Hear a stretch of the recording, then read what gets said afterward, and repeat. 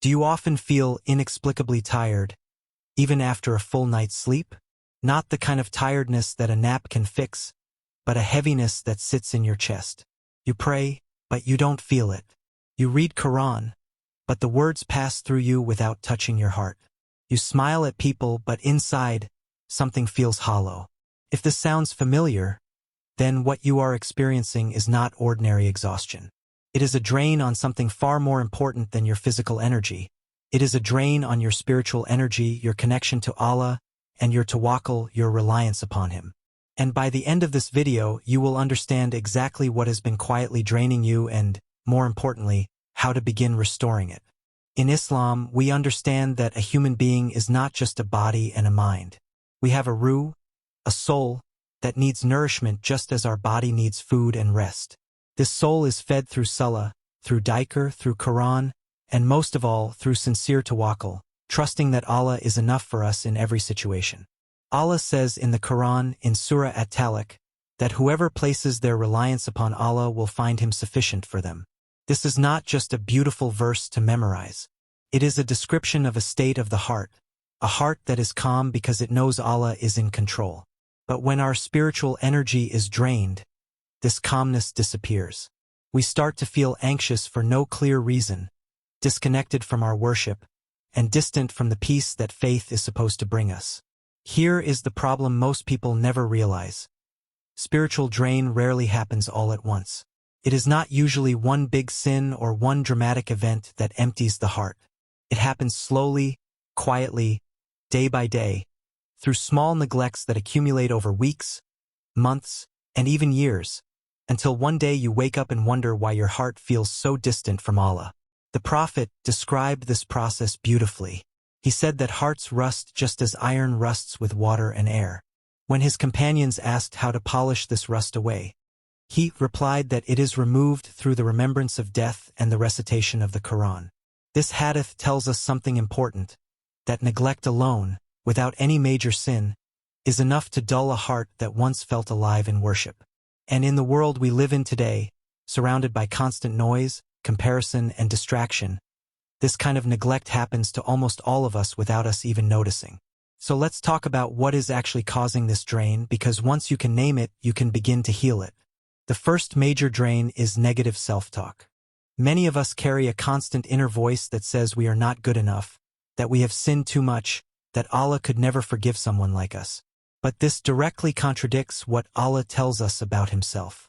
In Surah Az-Zumar, Allah says, speaking directly to His servants who have wronged themselves, that they should never despair of His mercy, because He is the one who forgives all sins. When you constantly tell yourself that you are unworthy of Allah's mercy, you are draining your own spiritual energy with a lie that Allah Himself has rejected. The second drain is unresolved emotional baggage. Grudges we refuse to let go of, guilt we never processed, pain from the past that we buried rather than healed. This baggage sits on the heart like a weight, and it prevents khushu, that sense of presence and humility, from entering our salah. The solution the Quran and Sunnah give us is not suppression, but sincere tawbah, honest dua, and where needed, forgiveness, both asking for it and giving it. The third drain is toxic relationships. The Prophet warned us clearly about this when he said that a person follows the religion of their close friend. So each of us should carefully consider who we take as companions. If the people around you constantly pull you toward heedlessness, mock your efforts to practice your deen, or make you feel embarrassed about your identity as a Muslim, they are slowly draining your iman without you even realizing the damage being done. The fourth drain, and one of the most common today, is excessive digital consumption. Endless scrolling does not just waste your time, it exhausts your heart.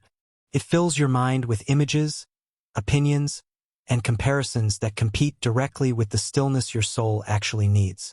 Every moment spent mindlessly consuming content is a moment that could have been spent in dhikr, reflection, or simply sitting in silence with your thoughts and your Creator.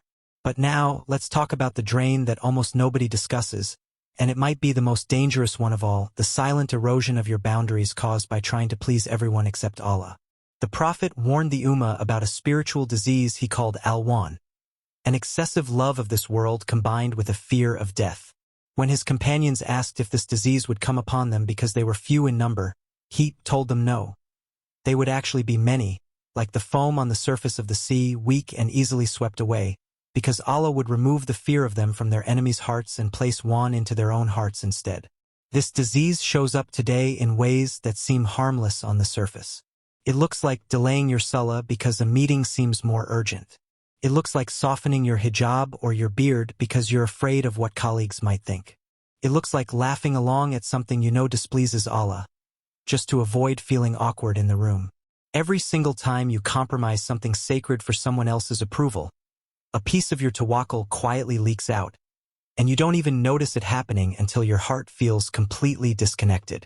This is why the Prophet told us that the strong believer is better and more beloved to Allah than the weak believer, even though there is good in both.